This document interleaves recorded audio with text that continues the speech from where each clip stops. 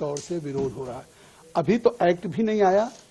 हमने अपनी report 428 page की दी है, उसके आधार पे सरकार उसको अप्रूव करके सरकार उस पर अमेंडेड जो 44 संशोधन पहले थे, अब उसको जो हमने हमारी रिपोर्ट पे हमने 14 अमेंडमेंट्स किया, उसके आधार पे एक अमेंडेड बिल आएगा।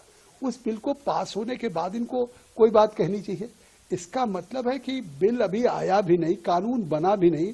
किस सवाल पे आज जंतर मंतर पे all India Muslim personal law board हो, जमायत उलमा हिंद हो या ओवैसी की पार्टी AIMM हो या विपक्ष की पार्टियों को नेताओं को बुलाया जा रहा है, ये केवल सियासी तकरार है।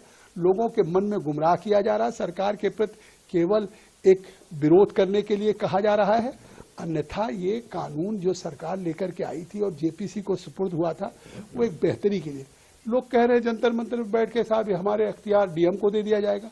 कहीं नहीं DM को। अगर कोई डिस्प्यूट होगा वक्फ की प्रॉपर्टी के साथ और किसी का चाहे किसी सरकार के साथ या किसी और के साथ, अब DM को अधिकार नहीं होगा। DM से ऊपर चाहे कोई राज्य सरकार का सेक्रेटरी होगा, कमिश्नर होगा।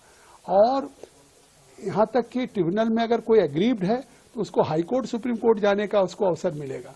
और बेहतर कानून बनाया जा रहा है। इसके बाद भी मुझे तो आश्चर्य है कि किसी एक सवाल को तो बता दें कि इस हमारी रिपोर्ट में उनके हितों पे कुठाराघात होगा या हमने ऐसा कोई प्राविधान किया है जिस पे वो सवाल उठा करके देश को गुमराह कर रहे हैं कि साहब मस्जिद और खानका कब्रिस्तान ये चली जाएंगी। ये केवल देश को झूठ फैलाना है। जी सब वक्त प्रॉपर्टी को लेकिन वो लोग इनसिक्योर हैं। उनका कहना है कि हमारी जमीनों को जबरदस्ती छीना जा रहा है और खासकर जो है हमारी जो रिलीजियस प्लेसेस हैं उनको छेड़ा जा रहा है।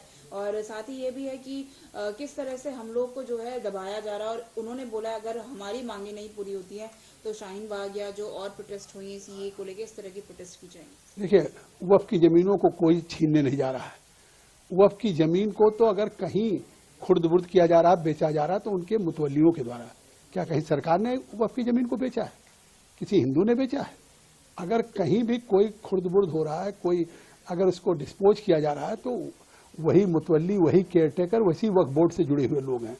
आज ये अगर अमेंडमेंट आ रहा है तो इस बेहतरी के लिए आ रहा है कि अब वक्फ की प्रॉपर्टी को कोई बेच नहीं पाएगा। वो रजिस्टर्ड होगी, वामसी पोर्टल पे होगा। उसका लाभ गरीब, पसमानदा बच्चों, अनाथ, विधवाओं को मिले। और ये कहना कि अगर ये कानून पास हो गया तो शाहीन बाग बना देंगे, इस तरह की धमकियां तो पहले भी आई। जब आर्टिकल 370 35A हो रहा था तो ऐसी धमकियां आ रही थी कि जम्मू कश्मीर में खून की नदियां बह जाएंगी।